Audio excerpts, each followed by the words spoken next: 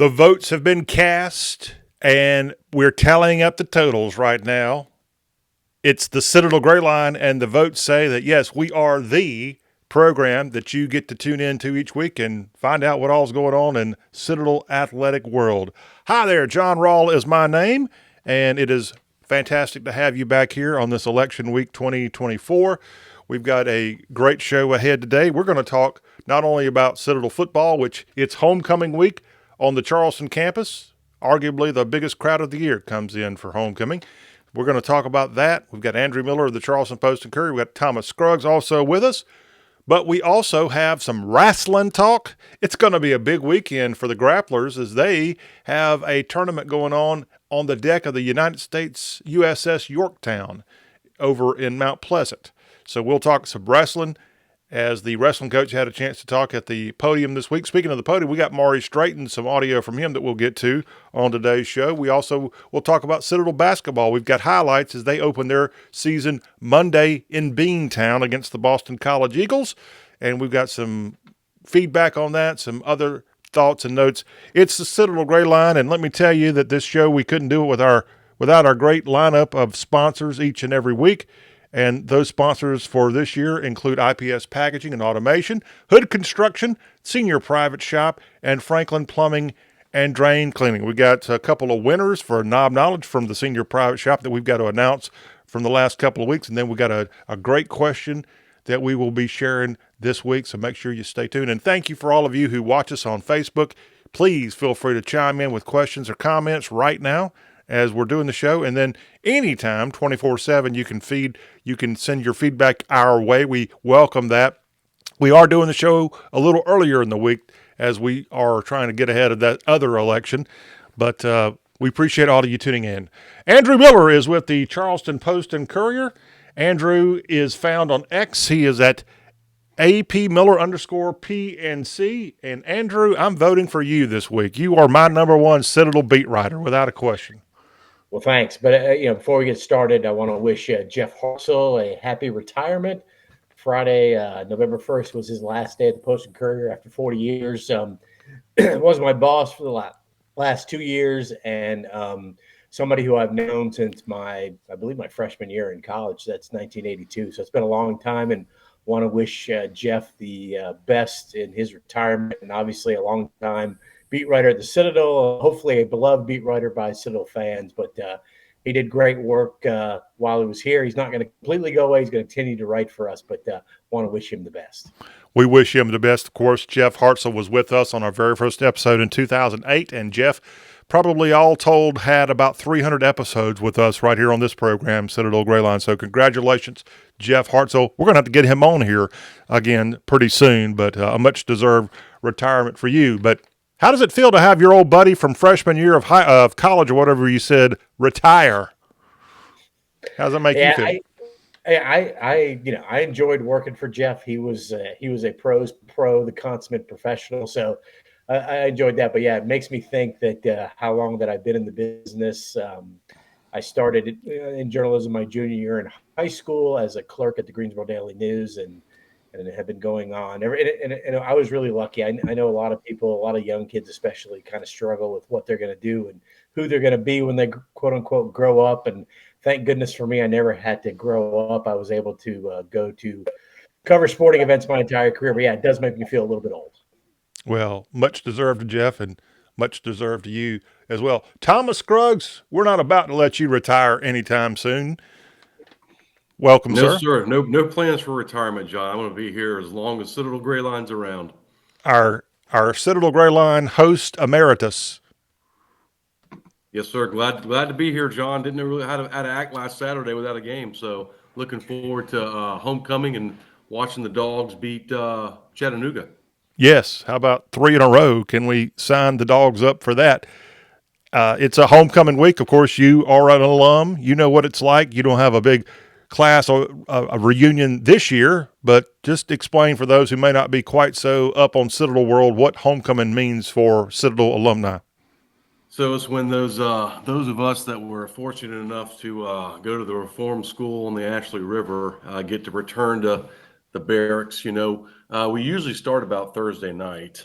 We gather somewhere in town They have a retreat parade, alumni parade on Friday afternoon. And then open barracks. There's only 3 times a year the barracks are open to visitors. So, yeah, we get to go and look at our old rooms, show our families where we used to live, the little broom closets we used to live in. Just, kind of relive all the memories. Go to Big John's, all the old places in Charleston that we used to go. And then go over, watch the cadets march over and enjoy a football game on a Saturday afternoon. So, yeah, it's a special weekend. I haven't been able to get back to as many as I'd like, but fortunately, the Citadel baseball team's having a fundraiser golf tournament in Mount Pleasant on Friday. So it kind of worked out where I would be there playing golf Friday. I talked my wife into coming down, spending Friday night, so we can go. You can go over to the campus and go watch the game Saturday. Getting some points with the old wife. Yes, sir, Ree. Got to do it every chance I get. I could think of worse cities to take a wife to than Charleston, South Carolina. But congratulations to all alumni as they celebrate this weekend homecoming at the Citadel campus right on the banks of the Ashley, as Thomas so well noted. We're going to talk about how the Citadel is going to come off an off week and get ready for the Mocs from Chattanooga in a second. But I want to remind everybody our presenting sponsor right across the top there is IPS Packaging and Automation. They are a company that's been cheering for LCID for many, many, many, many years. And, IPS Packaging is a champion on and off the field. This is a family-owned and operated powerhouse. It's been a titan in the packaging industry since way back in 1976. That's more than 4 decades in the packaging business. IPS Packaging and Automation is a company that has a crucial role in the packaging processes of all kinds of businesses and manufacturing facilities in the entire U.S. of A. and probably Canada, too, if I was taking a guess.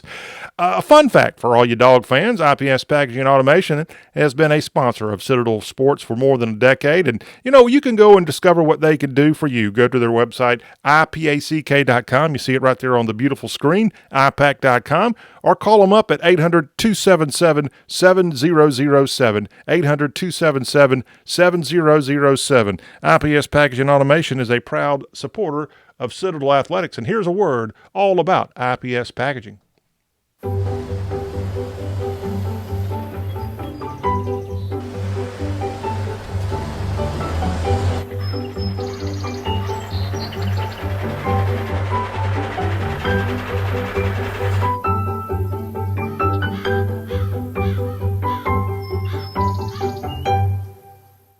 Oh, there's just something magical about that piano playing. There's something also magical when Andrew Miller comes on here and tells us what's going on with LCID Sports. As we said, the Citadel, after 2 SoCon wins in a row, they're back at it this weekend with Chattanooga. Your thoughts initially on this, Andrew?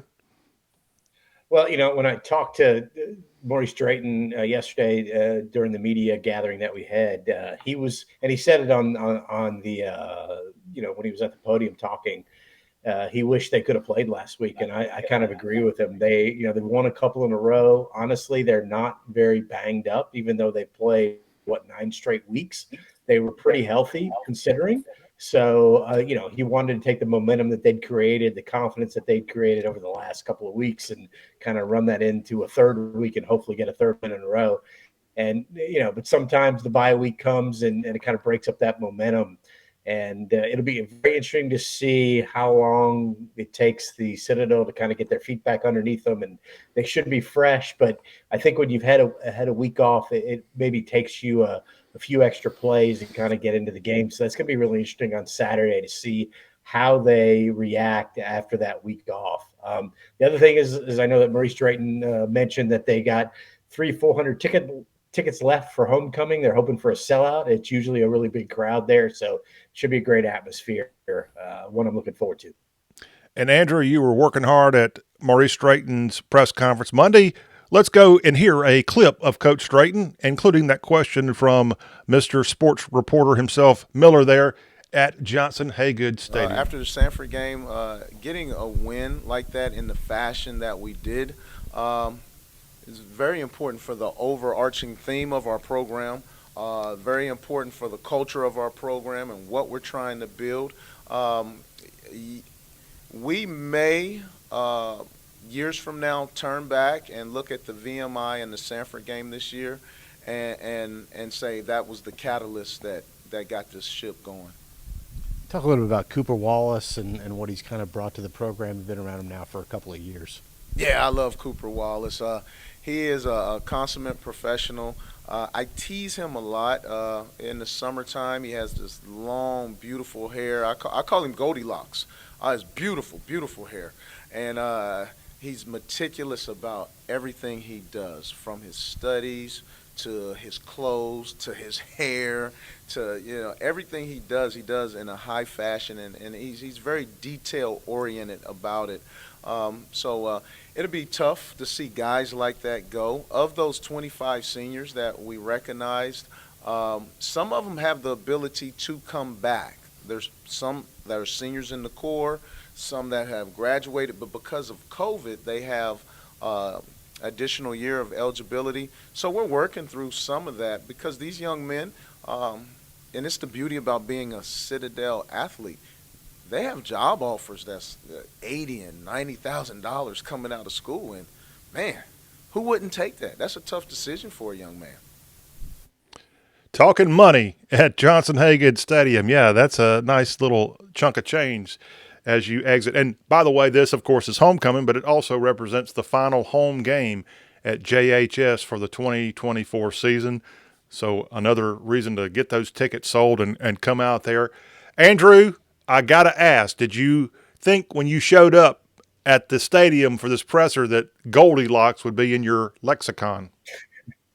No, I didn't have Goldilocks for the bingo card win on that one, unfortunately. But I have heard him talk about Cooper Wallace's hair. I know in the preseason, his hair was flowing out of the back of his helmet, and Coach Drayton and several of the other coaches had commented. Even other players, Rhett Russell, who played the last 2 years, a transfer from Wofford, mentioned it. So yeah, it is a Cooper Wallace's hair, at least in the preseason, was a topic of conversation.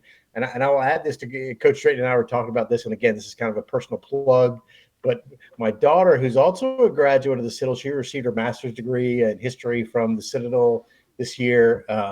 She recently got a job. Also, she's working for a legal aid foundation, working with homeless veterans in the Norfolk, Virginia area. So, and she is making more money than her dad is making now. So good for my daughter Anna. I'm very proud of her and the young lady that she has become. But she's doing the good work in society right now. And I do believe, if my math is correct, that means one less child under your roof, right? Yes, I was for a time they were all living under my roof. We were empty nesters for about a year and a half, and then Anna, who went to the Citadel and got her master's degree there, she came home for an internship this summer, and then my youngest daughter during Hurricane Helena, they got flooded out in Somerville, so her and her husband moved in. So we went from being empty nesters to 5 people and 10 animals, 4 dogs and 6 cats. And now they're gone, and you can see the big smile on my face. Right. Not that I don't love them. I love them to death, but I just love them way more when they're not living under my roof. Well, Coach Drayton went on to mention that Cooper Wallace, this is his final season. He's not able because of COVID and all that. But there's a handful of guys that still might have the option to come back. What was it, 25 total seniors were recognized at the previous game for Senior Day? Yeah, I believe. Yeah, I think that's the number that he used. Tyler Cherry is one of those guys who could come back for another year. He's trying to decide what he's going to do. I know, at least from kind of talking to him, he sounded like he had a couple of job offers and he was kind of thinking about that. But he also said, you know what, you're only this age once. You only can play this game, at this point in your life, really. So my feeling is that if he's going to play another year, hopefully it'll be for the Citadel. But it could be for another college. You talk about making money nowadays. If you do a halfway decent job at a school like the Citadel, you might get, through the NIL deal, a pretty good financial offer to go to another college. Yep, no doubt. Yep. All right, so homecoming again. It's the Chattanooga Mocs. How's their season played out? They're 5-4. 4-2 in the conference. In my opinion, they're the second team in the Southern Conference behind Mercer. I think it's Mercer, Chattanooga. Even though they got beat by Western Carolina, they went to Western Carolina, lost by 4 points, and didn't have their starting quarterback, a UCLA transfer whose last name I can never pronounce, and I'm not even going to try to because I will butcher it. But he was out of the game, so they had a backup in there. He threw 3 interceptions. But to me, Chattanooga is the second best team in the league, then Western, then probably ETSU, and the Citadel's kind of in that mix for that next team there. But really good quarterback if he's healthy. He's got some shoulder injuries. Maurice Drayton expects him to play Saturday, and they got a guy named, I think, Reggie Davis is their running back. He's second or third in the league in rushing. Got 2 really, really good defensive tackles there that have been there for a couple of years who are probably going to play on Sundays. At least one of them is going to play on Sunday. And so they got a really good team up front on the defensive line, and they've got some veterans kind of in their skill positions on offense too. So, the Citadel's going to need to play defensively like they did against Sanford. They're going to have to force some turnovers. And then they're going to have to make some plays on third down to keep drives alive offensively and score some points. They've got to score more points than they have in the past couple of games. They had 28 against Sanford the last time they were out there. All right. Thomas, thoughts on Bulldog football? Well, I think we said it last week, John. We're very happy with the 4 wins that Andrew and I predicted. Looks like we have at least one more, 2 maybe potential wins left on the schedule. Chattanooga is going to be a tall order. I agree with Andrew. They're the second best team in the SoCon. But that defense is kind of an equalizer for us, I believe. If we don't turn the ball over, if we can hit wide open receivers and not throw it 10 yards over their head, we may have a chance to beat these guys. Looking at the rest of the season, I think Wofford's our best chance to get another SoCon win. But, hey, it's homecoming. We're going to be there loud and proud and rooting for the Dogs. So, anything can happen next Saturday. I mean, Vanderbilt's proved that in the SEC. So, hey, why can't we do the same in the SoCon? Sure. Why not? And how many people gave them a chance against Sanford? I certainly didn't give them much of a chance, and they ended up winning that game and winning it, not just winning it, but winning it in a convincing fashion. Right. I ate crow. I did eat crow after the Sanford game because I did not think he matched up well with them at all.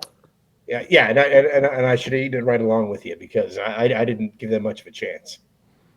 Well, I'll be eating the most crow because I said last week I didn't have this team winning more than 2 games this year. So, and they've doubled that number. So your penalty, John, you have to double your donation to the Brigadier Foundation this year. All right, I get right on that. Right on that. But hey, it's always good to overdo it and exceed expectations, and that appears to be what Maurice Drayton's crew is doing this year. And he even said this, I think in either his radio show Monday or his press conference, he wants to win 3 more games this year. And he can do that. He's got 3 more games on the schedule: Chattanooga, Wofford, and that Tiger team in Clemson. Why not? If Louisville can beat them, the Citadel sure can.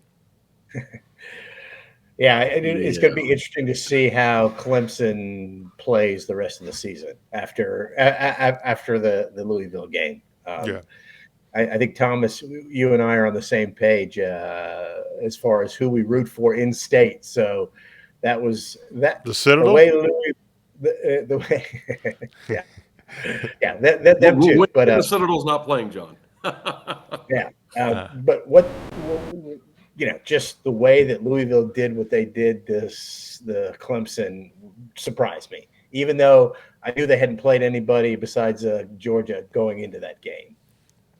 All right. Andrew, any other football notes we need to know before we move on to other sports, sir? No, I think we're good there. Again, they're fresh, they're healthy. I'm going down to practice today. I'm going to do an interview with Cooper Wallace. He's going to be my feature story for Saturday's game. So I'll get a better vibe of how the team is feeling and what their energy level is after today. Mr. John, Goldilocks I have himself. one football-related note. Sorry to interrupt you. Yeah, go ahead. So it's not breaking news, hasn't been shared publicly until now, but I do have a classmate that made a significant contribution to the East Stand project to ensure that it gets done by next fall.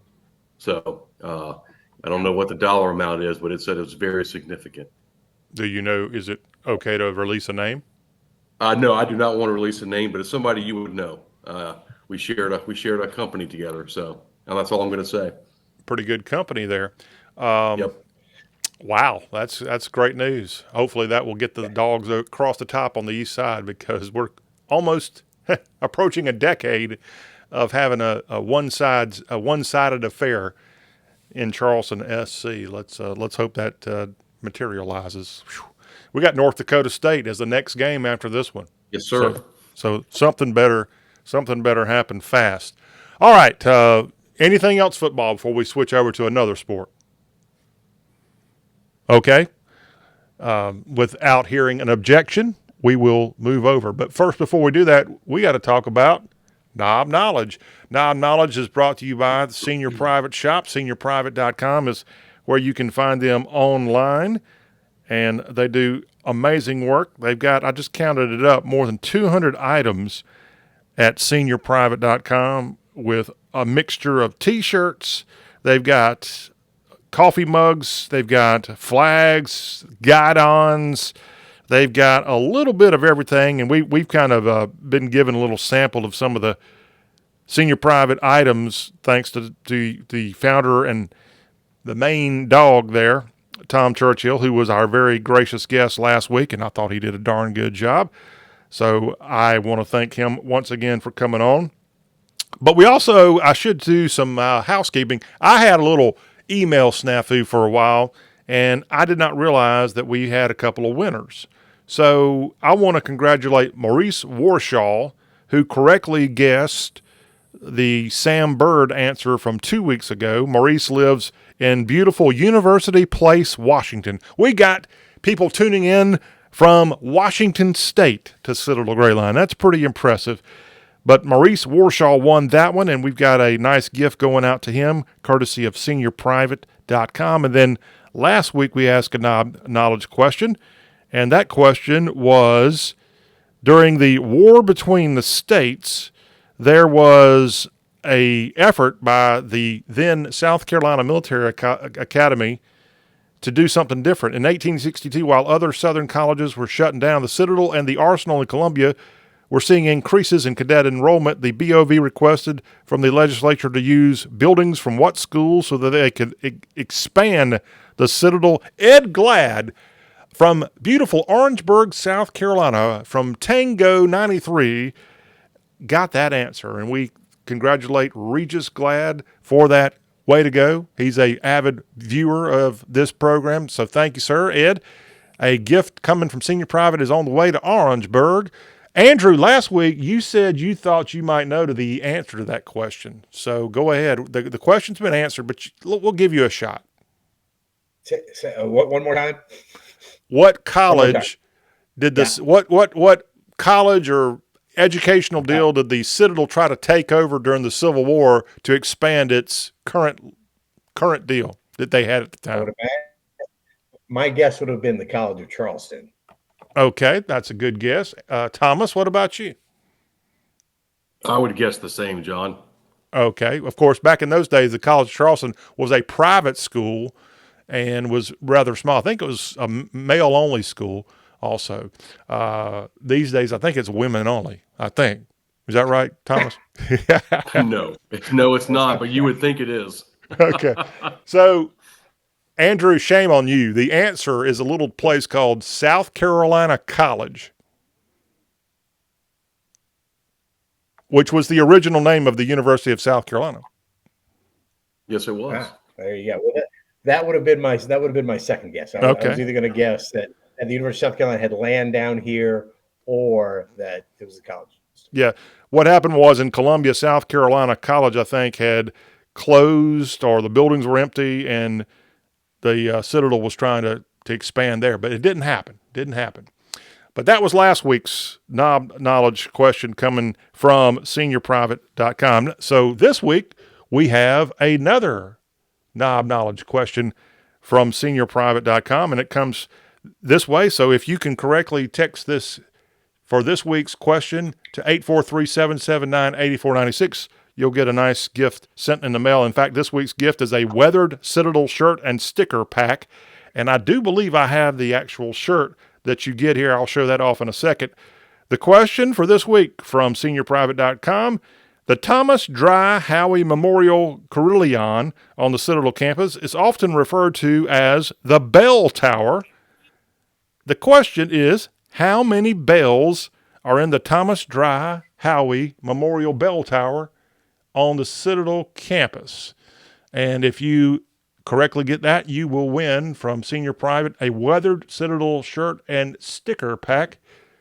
And that sounds like a good deal. I don't want you blurting out an answer, Thomas. But what you think? You got a pretty good guess on how many bells are in that bell tower? No freaking clue. Maybe 23. Oh, okay. And again, that is completely a guess from Thomas there. Yes. Yes, it Okay. is. I don't even know. It's been so long, sadly. Does that thing go off, those bells? Do they go off on a regular basis? Well, I read something the other day, John. They've just started going off again. I think when we were there, it wasn't functional. Okay. So All right. I believe that's what I read. Okay, well, that's a very good thing to point out. Again, I had other things going on at the time when I was walking down the Avenue of Remembrance, so I wasn't paying attention to bells.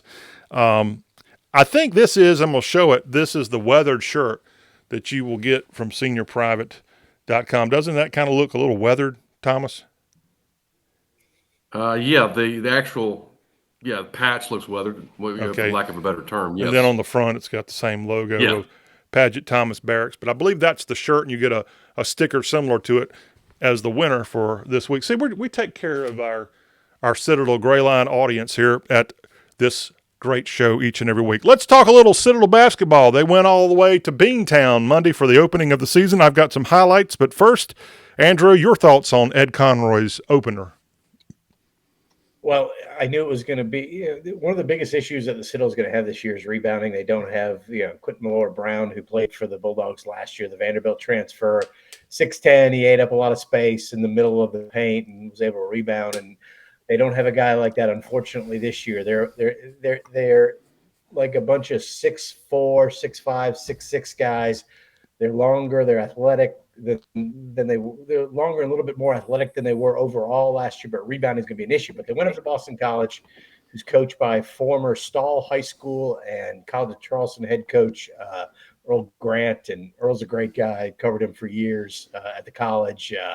And really, I thought gave him a really good game. I mean, with about 2 minutes left in the first half, it's a 2-point game. And then the Citadel kind of fell apart. They had a couple of turnovers. Boston College was able to go. I think they finished the first half on a 12-2 run, and that kind of broke the game open a little bit. But even in the second half, Citadel came back, played hard, played strong.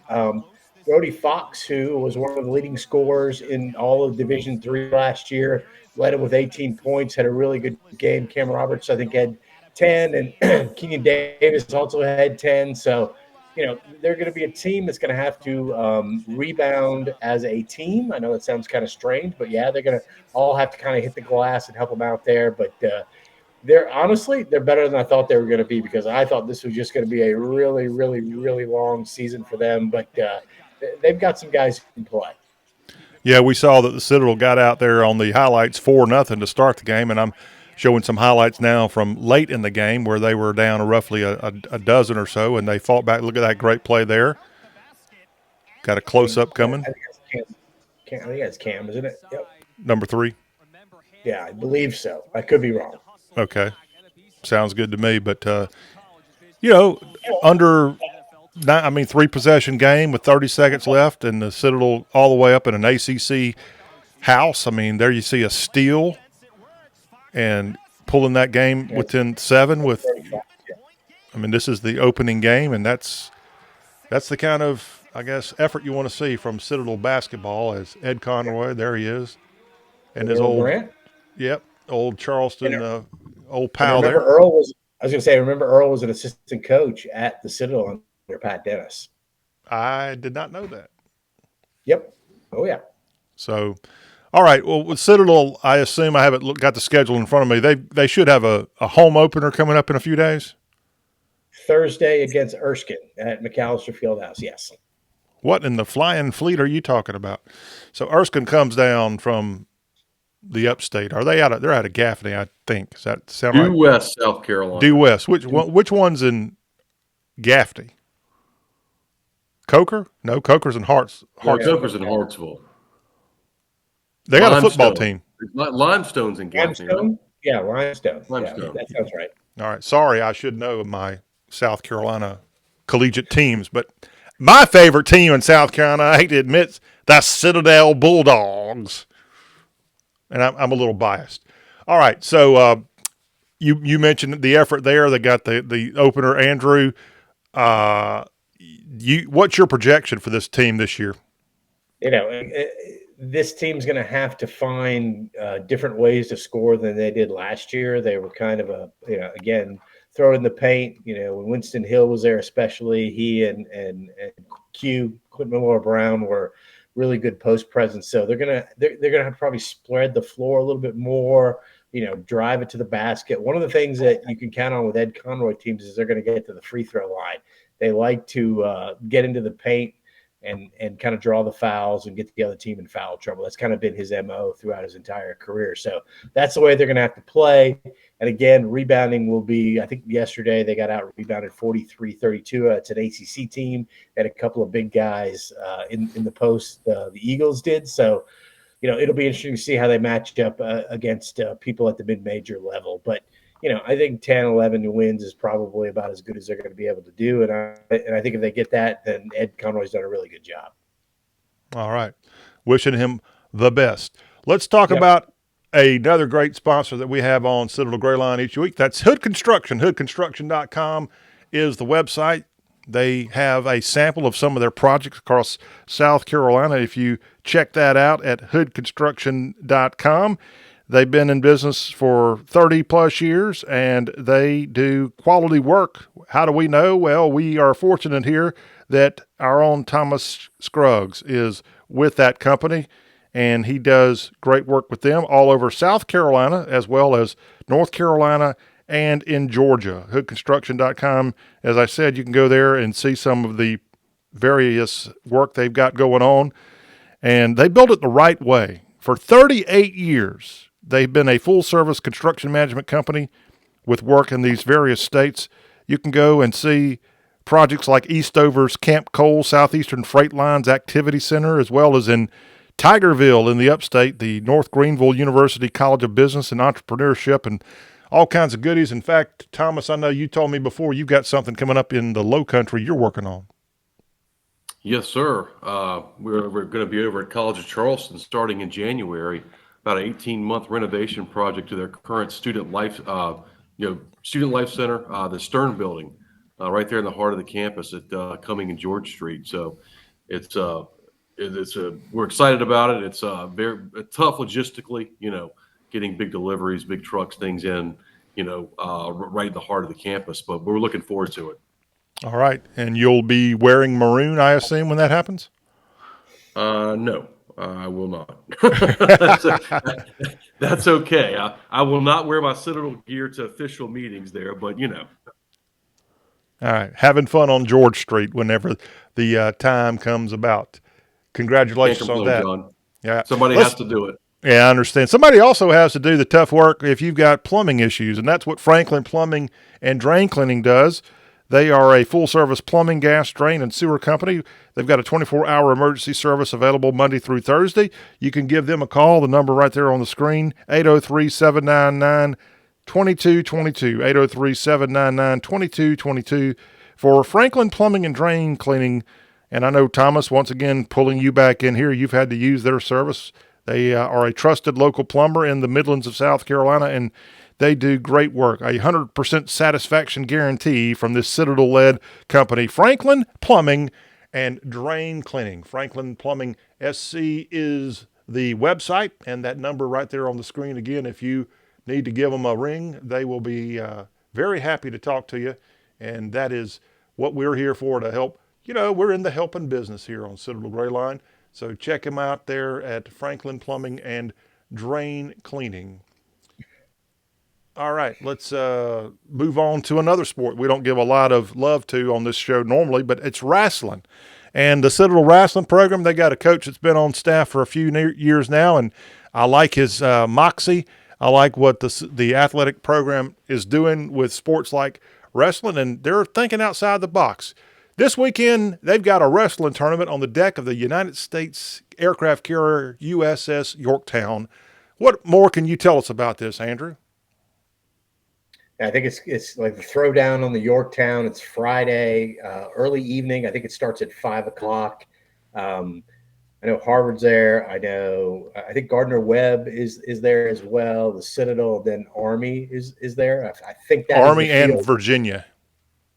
Army, Virginia, the Citadel, and then Gardner Webb. Is that? I think those are the Division I schools. There's also a couple of Division II schools, yeah, but they're going to be on another mat. They're going to be 3 mats, and I can't remember what the other Division I, if they're JUCOs or I don't think they're high school kids, but yeah. So it's going to be, if the weather's good, they're going to be outside. If it starts raining, then they're going to bring the mats inside. They got the whole ship evidently. And yeah, it starts at 5 p.m. on Friday on the deck of the Yorktown. I've reached out to the organizer of this, have not heard back, but I'm hoping to be out there on Friday afternoon for the showdown on the Yorktown. But yeah, Ryan LeBlanc, the Citadel wrestling coach, this has kind of been in the works for a couple of years, and they're really excited about it. And I think it's super cool event. It better go better than the basketball game they had out there about 4 or 5 years ago when it got the condensation level, the dew point, whatever you want to call it, it was a little bit lower or higher than they thought it would be, and unfortunately the basketball court was unplayable because there was so much humidity in the air. And who'd have thought that there'd be a lot of humidity here in Charleston, even in the month of November? I could have called that one. Thomas, you're our engineer here. Tell me how that happened. Well, I mean, John, you've got warm, humid air meeting a cooler surface. You're going to get condensation. So it doesn't take a rocket scientist to figure out maybe you shouldn't try to play basketball in that environment. Might be fun on wrestling, watching them slipping and sliding all over the place. Maybe the guys that are smaller will get an advantage. I don't know. Maybe they can take a running start. Who knows? Okay, I just wanted to test your engineering prowess there. That's all. They've thought of that. There'll be all these mats. There'll be all these mops and stuff that can pick up the water and any kind of condensation that's on the mat. But they're talking about doing that in between each period of each wrestling match. So I think they've thought ahead on this, at least from that perspective. Tom Izzo, wasn't his Michigan State team the team that played there the other year? They did come. It was a Michigan State women, but I don't remember Tom Izzo playing in that. But you might be right. I remember Tom Izzo actually came to McAllister Fieldhouse, John. I knew that, but I think they might have come, and they didn't play the Citadel on the Yorktown. I thought they played somebody else, and then it got canceled or whatever. But he had a connection to the Citadel for some reason, because the Citadel did a return deal to East Lansing too, and I'm not sure exactly what the connection was. Maybe Conroy, I'm not sure, but we wish the wrestlers all the best. I've never been to a wrestling match before, so if I was going to say it was Marquette and Ohio State. Okay, I was real close on that one. Thank you. I happened to look it up. So. Oh well, thank you. Yeah, I was a little bit off there, but wrestling. I mean, it's one of the things I heard the wrestling coach mention this week is it's a big deal in South Carolina high schools, right? Wrestling. Somerville is traditionally really good. Ashley Ridge and Goose Creek. Fort Dorchester is usually pretty good as well. And obviously Maurice Drayton, he wrestled when he was at Berkeley High School. He'll tell you that's his favorite sport. And I expect him to be out there Friday night. Oh, wow. I did not know that.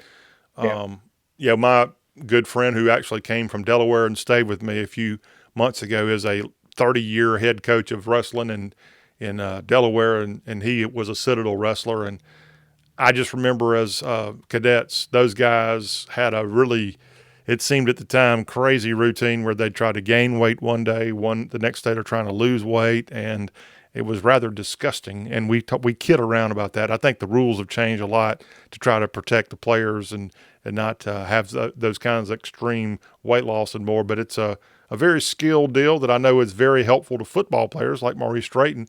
If they get a chance to wrestle, it can only help out. But that's going to be a big deal, and they've already sold the ticket allotment out for the throwdown at the Yorktown this weekend. So something to keep in mind homecoming weekend this week. Yeah, it was because they might have to move the event inside. That's why they didn't have as many tickets as I hoped. And as I say, I wrestled for 2 years when I was in we called it junior high in North Carolina, but you guys would call it middle school down here. So yeah, it was. Did you like it? I really enjoyed it. The biggest issue I had was that after the second year I did it, I recruited a buddy of mine who ended up being in my weight class, and this guy and his twin brother, who were both about my weight, went a combined, I think, 258 and 8 during their 3 years of high school, and they both ended up wrestling at NC State. So I was a part, what I would call a part-time starter, and I went from a part-time starter to a bench warmer. So gave up wrestling after that and started playing basketball. Oh, okay. I didn't know we were talking to a versatile virtuoso of athletics here on this show. But wow, wrestling and basketball. Anything else we need to know about you? Played football, swam, played a little tennis. I do everything. The only real sport I didn't play was baseball. I'm just not a very good baseball player, but I played almost everything else. That's why it pains me to see these kids specialize in one sport at like the age of 10, and then to hear their parents talk about how they're going to be professional athletes later on. I always laugh at stuff like that. Do you ever hear the coaches at college programs like the Citadel talk about is it a good thing that a kid plays more than one sport, or are they all about focusing on a sport these days? No, I have yet to meet a college coach really that coaches any sport that doesn't like multi-sport athletes. They are coveted to me, and that's all I heard. And I wrote a whole series about this about 5 or 6 years ago about how single sport athletes aren't really good athletes. that overall athletes, they might be very good at whatever sport that they do, but they're not good overall athletes, and they tend to get more injuries at a younger age. And I think about the Ball brothers that play in the NBA now. I mean, one of the reasons that they can't sustain an 82 game season is because they keep doing the same thing over and over and over and over again. And just that repetition on your body is just too much for it to take. And injuries are a huge problem, and burnout too. So no, coaches always want multi-sport athletes. All right. Well, we like our multi-sport athlete turned Citadel beat writers of the world too. Andrew, we wish you the best here. Homecoming 2024. Enjoy your final home game of the year. And again, to Jeff Hartzell, who was in Andrew's shoes for many, many, many years, we wish him nothing but the best in retirement. And I'm sure he'll be popping around Citadel Athletics a little bit as we go through the years. Thomas, happy homecoming to you. I think you're planning on being at 171 Moultrie Street this weekend. Yes, sir, John. I'll be there. All right. Well, that's what we want to hear. We thank y'all very much for being on with us. Again, we did our show this week just a little bit early because of all the other chaos going on in the country with this election, and we thought we would get this done while you got sports on your mind, and we thank you for that. A podcast of the show is available in iTunes. Just search for Citadel Grayline. We're also on YouTube. You can watch the show there. You can watch it at the Lords of Discipline site. Thank you to all of you who go the extra effort to watch this show and keep up with all the goings-on of Citadel Athletics. Until we get back together next week for what we hope is a third consecutive Citadel victory in SoCon Play 2, I'm John Rawl. Thank y'all, and fall out. This has been Citadel Grayline from CRM Sports.